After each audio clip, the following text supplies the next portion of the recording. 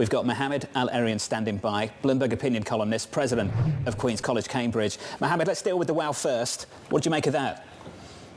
Wow. I mean, what an amazing jobs report. It just confirms that this is an exceptional labor market that's going to feed into the exceptionalism of the U.S. economy. I do think it's a bit of a headache for the Fed because of the wage growth numbers. Lots of people have been warning about wage growth, about service inflation, and that just emphasizes that warning. And then finally for the markets, look, this means March is off the table. March should have been off the table for a while, as you and I have discussed, but this means March is off the table.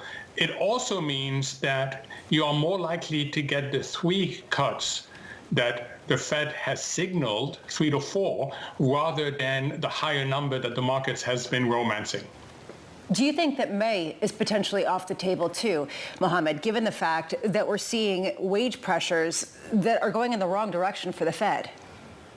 You know, I was with you last week and I said June is what I think should happen and what I think is likely to happen. And that this report just feeds into that. Mohamed, so what do you think it means in terms of the U.S. election? Can they cut closer to the election now, given March is off the table? What's the window they actually have?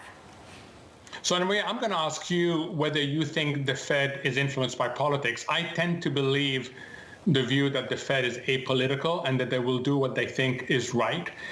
For the administration, this is a two-sided sword because on the one hand, it is good for them that the economy is doing so well. On the other hand, there is concern that as you get closer to the election, you're going to start getting the weakening that results from buffers, balance sheets having been used to power this economy. So, you know, it's good news for them right now, but I think that they have to keep an eye to what's going to happen closer to November.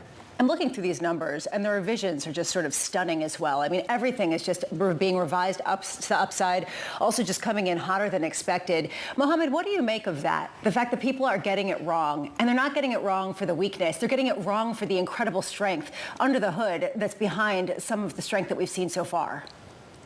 And that has been the consistent story, Lisa, for the last 18 months.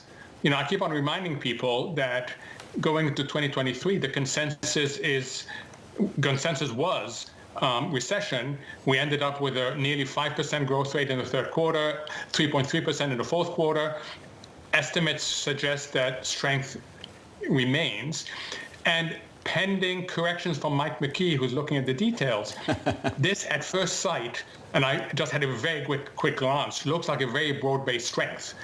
So this is not something that you can easily assume away. This is something that you have to take seriously. This economy is still strong in a broad base. Mohamed, stay close. If you are just joining us, blowout jobs report.